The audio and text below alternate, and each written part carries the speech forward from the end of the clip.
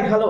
ఇప్పుడు ఏంటంటే ఏపీ తెలంగాణ వ్యాప్తంగా మీకు ఎమ్మెల్సీ ఎన్నికల రిజల్ట్స్ వచ్చాయి. మార్చి 3వ తేదీ కౌంటింగ్ ప్రారంభమైంది. అక్కడి నుంచి ఈ రోజున పెద్ద హైలైటెడ్ పాయింట్ ఏంటంటే ఎవరు గెలిచారు, ఏం చేశారు, ఏ పార్టీకి ఎన్ని వచ్చాయి, ఇవన్నీ ఆల్రెడీ వార్తల్లో వచ్చేస్తాయి. ఆల్రెడీ వాటికి సంబంధించిన వివరాలన్నీ అక్కడ ఎలక్షన్ కమిషన్లో పొందుపరుస్తారు. అది పెద్ద సబ్జెక్ట్ కాదు. కానీ ఈ మొత్తంలోకి హైలైట్ అయ్యి పాపం లాగా పేరింది ఏంటి అంటే ఉత్తరాంధ్ర ఉపాధ్యాయ ఎమ్మెల్సీ ఎన్నిక. గాదె శ్రీనివాసులు నాయుడు అని ఒకనొక గత 2 పర్యాయాలుగా గెలిచిన 2013, 2019, 2025లో గెలిచిన ఆ ఎమ్మెల్సీ మూడోసారి కూడా ఎన్నిక అవడంలో భాగంగా ఆ క్రెడిట్ ఎవరిది అనేది ఒక పెద్ద సబ్జెక్ట్ అయింది. ఆ క్రెడిట్ ఫస్ట్ ఏంటంటే అచ్చెన్నాయుడు, మంత్రి అచ్చెన్నాయుడు ఏమంటాడంటే, ఏమంటే మా బాబు పవన్ ఫోటోలు పెట్టుకుని అతను ప్రచారం చేశాడండి, కాబట్టి ఆ విజయం మాదే అని. ఈ లోపలే అసలు ఇలాంటి అవకాశం ఎప్పుడు దొరుకుద్దా అని ఎదురు చూసిన వైసీపీ ఏం చేస్తుందంటే, ఉత్తరాంధ్రలో మీరు ఎమ్మెల్సీ ఉపాధ్యాయ ఓటమితో మీ పతనం మొదలైంది, మీరు రాసి పెట్టుకోండి, గుర్తుపెట్టుకోండి. కారణం ఏంటంటే గతంలో ఇదే ఎమ్మెల్సీ ఎన్నికల వ్యవహారంలో అయిపోయింది వైసీపీ పని అని చెప్పి గట్టిగా వాదించి ఎమ్మెల్సీ అనురాధ లాంటి వాళ్ళని గెలిపించుకొని మీ పని అయిపోయింది, మీ పెప్ప అయిపోయింది అని చెప్పి మొదలుపెట్టి అక్కడి నుంచే మొదలుపెట్టింది దాడి కూటమి. ఆ కూటమి చేసిన ఆ దాడి, ఆ యత్నము అనేది మళ్ళీ తిరిగి మనం కూడా దాన్ని గెయిన్ చేసుకోవాలని చెప్పేసి కూడా మొదలైంది. ఇది గాదె శ్రీనివాసులతోనే మొదలైంది. గాదె శ్రీనివాసులు ఏమన్నా అంటే ఇది పూర్తిగా ఉపాధ్యాయుల యొక్క విజయము, వారికి నేను అంకితం చేస్తున్నాను, ఇందులో ఏ పార్టీల ప్రమేయం ప్రభావం లేదు, ఆ పార్టీల యొక్క సపోర్ట్ నాకు దొరికింది లేదు, అసలు కూటమి అభ్యర్థి ఎవరు అనే దాని మీద పెద్ద చర్చ. కూటమి అభ్యర్థి ఎవరు? రఘువర్మ.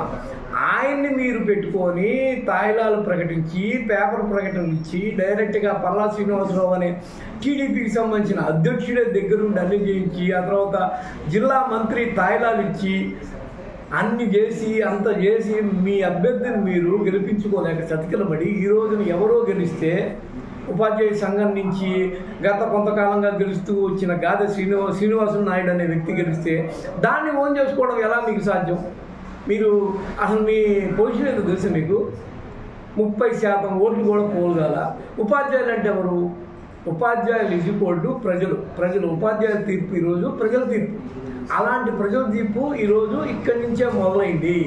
9 నెలల్లోనే వీళ్ళు వ్యతిరేకతను మూట కట్టుకున్నారు అని ఒక పెద్ద ఎత్తున ఈ దుమారం చెలరేగడం. వరుసగా విజయనగరం వైసీపీ నేత మజ్జి శ్రీనివాసరావు, ఆ తర్వాత గుడివాడ అమర్నాథ్, ఇక వరుసగా వీళ్ళు మొదలు పెడుతున్నారు కౌంటర్. ఎందుకు మొదలుపెట్టారు? కారణం ఏంటి అంటే గాదె శ్రీనివాసులు నాయుడు రగిల్చిన మంటది. దీంతో ఏ పార్టీకి సంబంధం లేదు, ఇక్కడ కూటమి అనే ప్రసక్తి లేదు, టీడీపీ లేదు, జనసేన లేదు అని. ఇది ఎందుకు అంటే ఈ వ్యతిరేకత.